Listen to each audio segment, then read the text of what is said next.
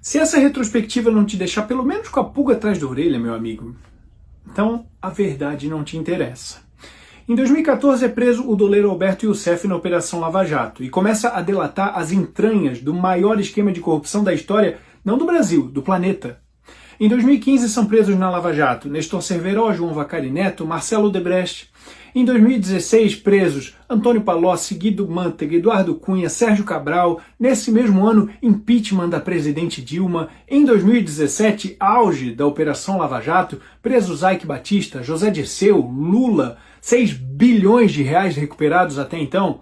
Em 2018, na mesma eleição em que Geraldo Alckmin declara a célebre frase, que a quadrilha quer voltar à cena do crime, se referindo ao PT, Jair Bolsonaro é eleito presidente depois de uma ascensão meteórica como um símbolo anticorrupção que marca o início de um governo com quem o próprio crime organizado declara não ter mais o diálogo cabuloso humano que tinha com os governos anteriores.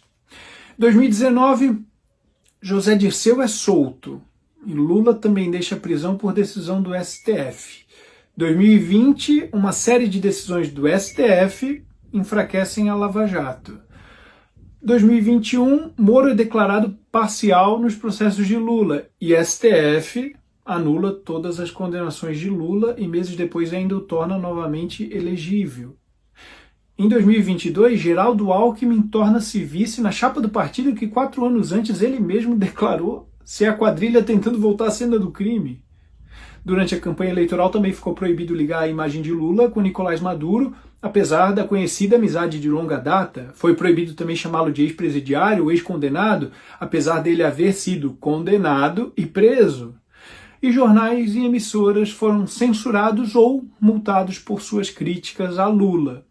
Todas as decisões tomadas pelo TSE, presidido por um ministro do STF. E o homem que poucos anos antes estava preso por corrupção venceu a eleição. 2023 começa com a prisão de centenas de manifestantes por tentativa de um golpe sem armas, sem exército, em uma invasão a instituições vazias. Deltan Dallagnol, ex-coordenador da Lava Jato, tem seu mandato cassado como deputado federal. Sérgio Cabral volta a morar na sua cobertura no Leblon, depois de ser solto no final do ano anterior pelo STF, numa progressão de seus mais de 400 anos de pena.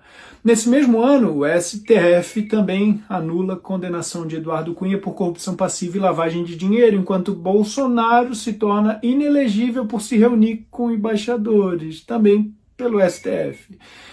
2024, STF anulou todas as condenações de José Dirceu e todos os atos da Lava Jato contra o Marcelo Odebrecht.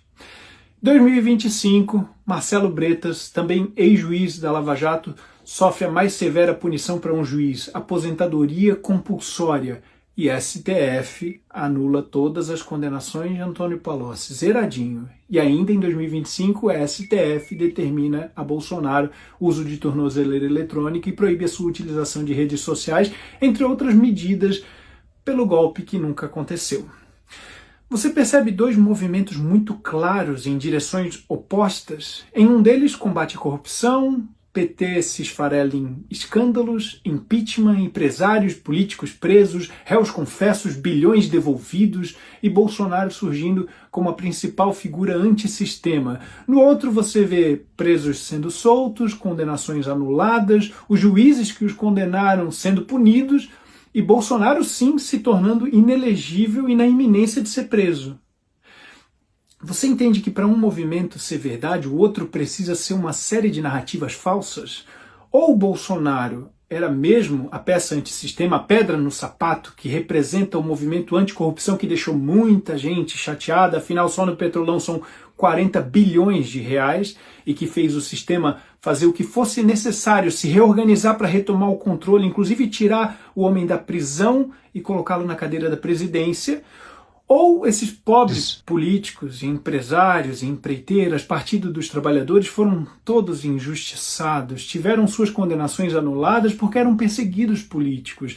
Ninguém roubou a Petrobras e Bolsonaro sim é que fez parte do sistema corrupto que começou a operar há poucos anos, tentando incriminar esses pobres inocentes, prejudicando o Brasil que vinha funcionando às mil maravilhas antes do Bolsonaro aparecer, não é mesmo? Se gostou do conteúdo, me segue em @paulosouza.oficial para ajudar meu trabalho a crescer.